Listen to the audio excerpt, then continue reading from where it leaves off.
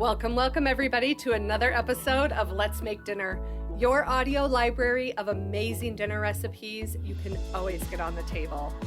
I'm your host, Susie Weinrich.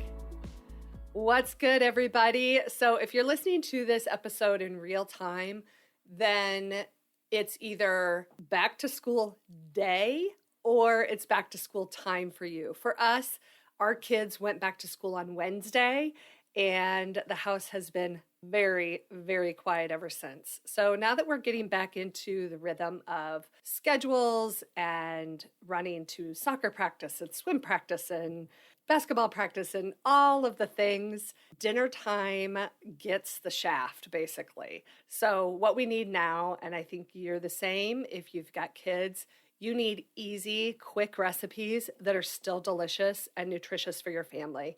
So that's kind of what we're focusing on today. We're making something called a pesto lasagna skillet. The nice thing about this is that you get flavors of a full lasagna, but it is made in a skillet. It's made super quick, like 30 minutes, and it is delicious with very few dirty dishes. So I hope that you like this recipe and that you'll make it for dinner. If you do and you love it, give it 5 stars on the actual recipe card and leave me a little comment that you listened to it here on this podcast. As for tips and tricks today, the only thing I want to talk about really quick is the pesto. Obviously, this recipe has a pesto lasagna skillet. And when you're looking for pesto, if you aren't going to make fresh pesto, which actually I will link a fresh pesto recipe right in the show notes for you, it's actually pretty easy. It's just done right in a blender. If you're not going to make your own pesto, then buy one at the store, and your best bet is going to be buying a refrigerated pesto. It's going to have the best flavor. It's going to be the freshest. Now, if you want to go shelf stable, what I recommend is that you look at the ingredients of the pesto bottles and make sure that basil is one of the first at least 3 ingredients. The other thing you're going to need is a large skillet. So whenever I make a skillet lasagna, I use my all-clad pan, and it is not nonstick. You could use a nonstick pan, but it's not necessary. It's about a 12-inch pan. It's got about 2 to 3 inch high sides, and then it has a nice tight-fitting lid. You definitely need a pan with a lid to trap that heat and steam to cook the lasagna noodles. With all of that said, let's go ahead and get into the full recipe for pesto lasagna skillet. The first thing you're going to do is actually toast a 1/4 cup of pine nuts. We're going to actually add those at the end, but before you put anything in your skillet, you want to toast those nuts.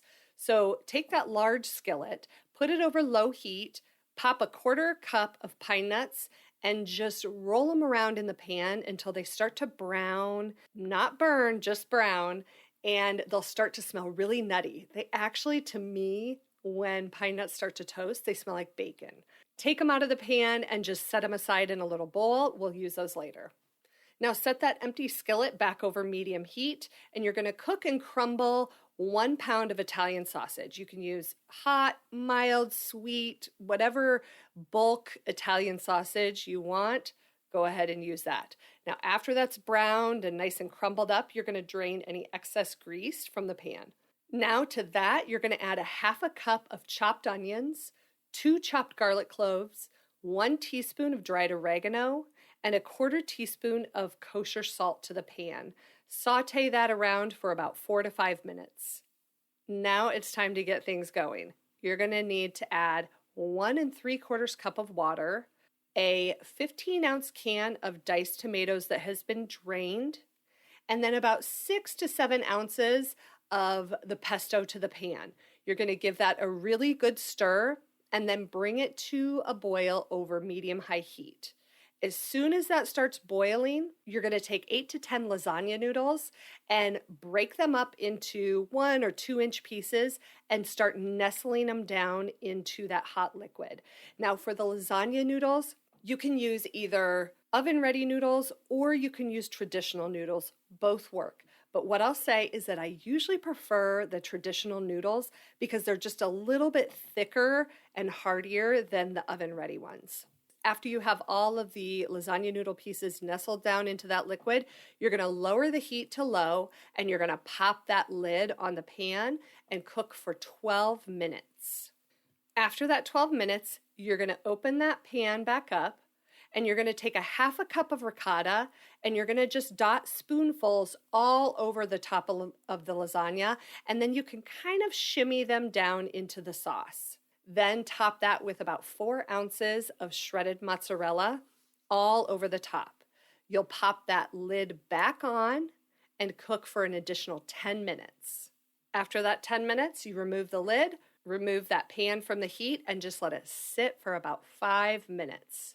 Then right before serving, you will garnish it with those toasted pine nuts, and it's ready to eat. So you can serve this up with a really nice side salad and some garlic bread, and you are good to go. You have a really easy and quick dinner that's perfect for a weeknight, but also delicious enough for a weekend family dinner.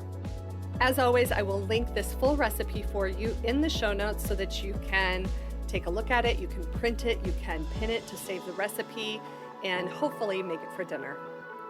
So until next time, I hope this episode of Let's Make Dinner makes your dinner time a little easier. See ya!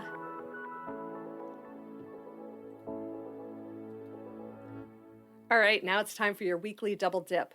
And in the double dip, we just go over the recipe that we are going to make next week on the podcast so that you can have the ingredients you need to cook along with me every Thursday. So next week, we have more of a side dish that we're making, but such a good side dish. We're making Instant Pot Refried Beans. If you've never made your own refried beans, this is your opportunity. It's amazing. Highly, highly recommend.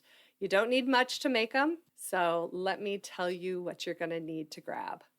You're going to need about 1 pound of dry pinto beans, 3 tablespoons of olive oil, a white onion, some garlic cloves, 1 jalapeno, 1 tablespoon of chicken base. Chicken base is kind of like chicken bouillon, but way more flavorful.